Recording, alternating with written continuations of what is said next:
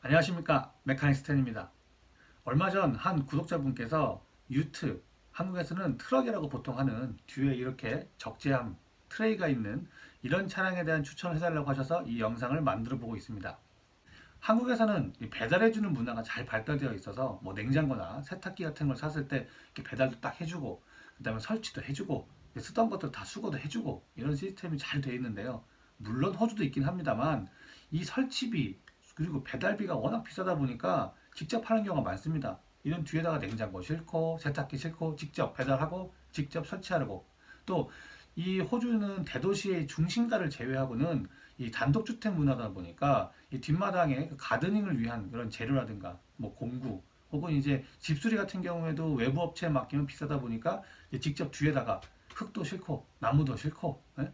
뭐 시멘트도 싣고 와서 직접 집도 고치고 가드닝도 하는 이런 문화가 때문에 꼭 업체뿐만 아니라 일반 사람들도 많이 사는 게 이런 픽업 트럭이라고 볼 수 있겠습니다. 저도 하나 있지만 이게 좀 뭘 싣기에는 좀 작네요. 그죠? 한국에서는 SUV, 그리고 세단을 타듯이 이제 픽업 트럭을 일반 사람들이 많이 탄다는 말입니다. 일단 호주에서는 포드의 레인저와 팔콘이 있고요. 그 다음에 토요타에는 하일럭스, 랜드크루저가 있고요. 홀덴에는 콜로라도, 로데오, 코모도가 있고, 닛산에는 나바라, 그리고 미쓰비시엔 트라이톤, 이스주에는 디맥스가 있고, 폭스바겐은 아마로, 마츠다에는 BT50. 참 종류가 많죠. 근데 일단 이 마츠다 비트50 같은 경우에는요, 포드 레인저를 베이스로 만들었고, 파워트레인은 똑같고 다 똑같고 껍데기만 바꿔서 파는 차이기도 하고요. 또 2020년 6월 달부터는 이스주의 D맥스를 베이스로 만들다 보니까 이렇든 저렇든 이제 마츠다의 차는 아니니까 요거는 좀 논외로 치고 위의 모델들에 대한 얘기를 해볼게요. 이 외에도 벤츠에서도 2018년에 X 시리즈라는 이름으로 픽업 트럭을 내놓았고요. 또 이것 말고도 또 다른 여러 브랜드의 픽업 트럭이 있는데 좀 특이하기도 하고 대수도 얼마 안 되고, 이런 특이한 차량들은 빼고 일반적으로 많이 팔리는 그런 유트에 대해서 말씀드려 볼까 합니다. 첫 번째로는 포드의 레인저입니다. 일단 픽업 트럭 하면 딱 떠오르는 건 미국이잖아요. 그죠? 이 친구들이 처음 이제 픽업 트럭도 만들었고 또 역사도 만들었고 지금도 만들어 가고 있죠.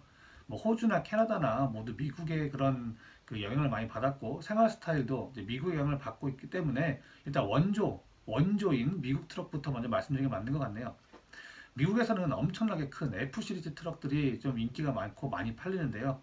호주에서는 레인저가 많이 팔립니다.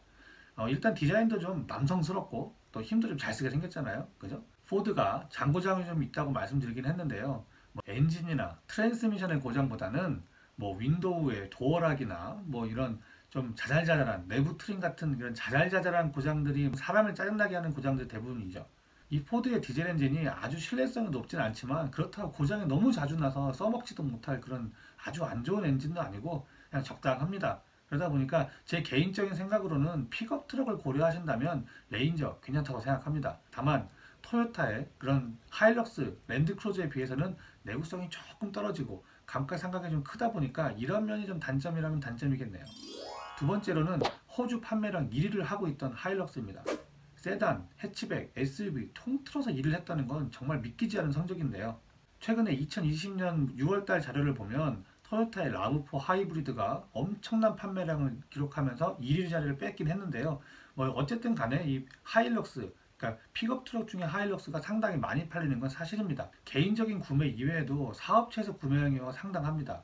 다만 이 하일럭스는 2016년 이후에 DPF를 달고 나온 현행 모델의 경우에는 DPF가 막히는 문제가 너무 빈번하게 발생하고 있어가지고요. 신차를 구매해서 엔진 워런티가 아직 남아있는 그런 경우에는 상관없겠지만 2021년 이후에 이 영상을 보시고 이제 5년 엔진 워런티가 끝나가는 이런 상태에서 하일럭스를 구매하실 예정이라면 저는 좀 말리고 싶습니다. 물론 이 문제가 좀 더 심각해져서 이 DPF에 관련된 엔진 중에 DPF에 관련된 워런티가 좀 더 길어진다면 좀 문제는 달라지겠지만요. 최근에 7년 워런티를 준다고 하는데 과연 이 문제를 제대로 처리할 수 있을지는 사실 의문입니다. 차라리 그 전 모델인 2015년 이전 모델인 1KD 엔진이 들어간 하일럭스를 전 추천합니다. 그런 이유에서인지 최근에는 포드 레인저에게도 판매량이 밀리고 있는 상황입니다. 세 번째로는 홀덴의 콜로라도와 로데오입니다. 호주 픽업 트럭 시장의 한 축을 담당하고 있는 홀덴의 콜로라도인데요. 그 GM 특유의 그 헐렁헐렁한 내장의 특징이라면 특징이고요. 잡소리 같은 경우는요, 뭐 픽업 트럭 치고 안 나는 경우가 없다 보니까 잡소리가 좀 많이 나는 편인 GM의 모델 중에서는 요거 문제만큼은 좀 자유로운 편으로 생각이 듭니다. 어차피 잡소리가 많이 나는 차기 때문이죠. 장점은 저렴한 가격이라는 점이고 단점은 신뢰성이 조금 떨어진다는 점이라 생각됩니다. 네 번째로는 닛산의 나바라입니다. 닛산은 최근에 기술 개발에 손을 놓은 것 같죠? 발전이 없습니다. 예전에는 잘 만들었다는 생각이 들었는데 미국 트럭이 막 발전하는 것 보다가 닛산 나바라를 딱 보면 얘네가 픽업 트럭에 이제 손을 놓는구나 라는 느낌을 받게 합니다. 그 최근에 벤츠에서 내놓은 X 시리즈 트럭은 이 닛산 나바라를 베이스로 만들었는데요. 이 디자인 조금 바꾸고 삼각대 하나 딱 달고 나서 가격을 이만큼 올려놨죠. 또한 르노의 알라스칸이라는 이런 차와 같은 차인데요. 옆모습을 보시면 세 차 전부 동일합니다. 같은 뼈대를 이용해서 앞뒤 디자인만 좀 바꾸고 같은 파워트레인 쓰고 인테리어 조금 바꾸고 그래서 그렇습니다. 이 뒷문짝이 이렇게 살짝 올라가는 요 라인 같은 경우에는요.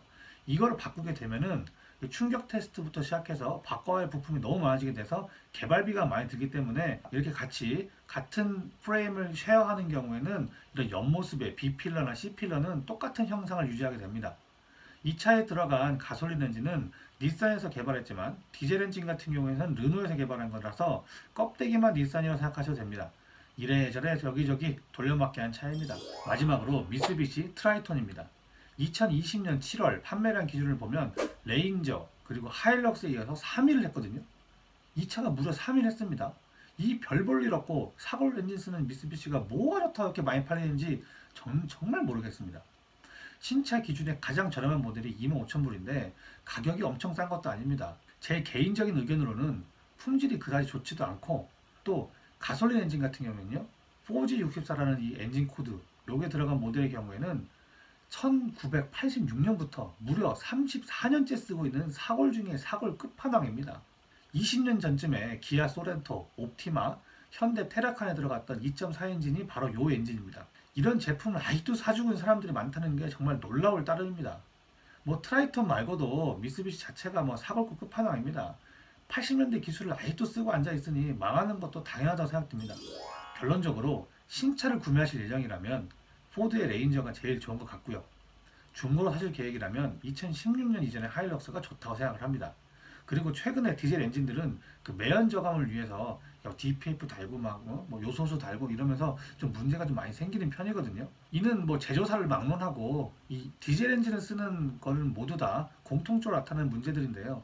이 전기 트럭이 나오기 전까지 기다릴 수 없으니까 지금 당장 유트를 사셔야 된다면은 연비와 힘이 조금 떨어지더라도 가솔린 유트가 차라리 마음 편하지 않나 생각해 봅니다. 또 지금 소개해드린 트럭 이외에 앞에는 이렇게 세단이고 뒤에는 이렇게 뚝 잘라갖고 트레이가 있는 이런 유트도 있는데요. 이게 바로 포드 팔콘과 그 다음에 홀덴 코모도입니다. 포드 팔콘 유트는 2016년에 호주의 그 포드 공장이 문 닫은과 동시에 이제 쫙 끝나버렸고요. 홀덴 코모도어도 2017년을 마지막으로 똑같이 홀덴 공장이 문을 닫으며 단종됐습니다. 이제 이 쓰레빠처럼 생긴 친구들을 길거리에서 보기 힘들어질 수도 있겠네요. 중고차로 사기엔 가격이 착해서 좀 끌리실 수 있는데 연비가 좀 안 좋다 보니까 이 점을 좀 염두에 두셔야 합니다. 그리고 돈을 많이 버신 우리 타일 사장님들 말고 이 개인 사업자 내고 하청받아서 하시는 이런 분들 중에 아직 일을 많이 못 하셨거나 아니면 시작한 지 얼마 안 됐거나 이제 막 시작하시려는 분들 중에 좀 예산이 좀 적으신 분들이 많이 물어보시는 거지, 장비를 실으려면 공간이 좀 필요한데 좀 비싼 유트 말고 좀 다른 것 좀 있냐 이거 물어보시는데요. 뭐 외건도 좋고요. SUV 중에서도 저렴하지만 살만한 SUV를 설명해드리는 영상이 있거든요. 그러니까 요 위에 링크를 한번 눌러서 한번 보시면 도움 되실 겁니다. 한국에서는 현대가 올해 안에 산타크루즈라는 픽업 트럭을 출시할 거라고 하는데요. 어서 빨리 만들어서 북미와 호주 시장에 좀 많이 팔았으면 하는 바람입니다. 끝까지 시청해주셔서 너무나 감사합니다. 지금 여기까지 보신 분들은 복 받으실 거예요. 오늘 로또 한 장 사러 가세요. 좋은 일 있을 겁니다. 영상에 나온 기자들은 밑에 설명란에 링크 넣어두겠습니다. 이상 메카닉 스탠이었습니다. 감사합니다.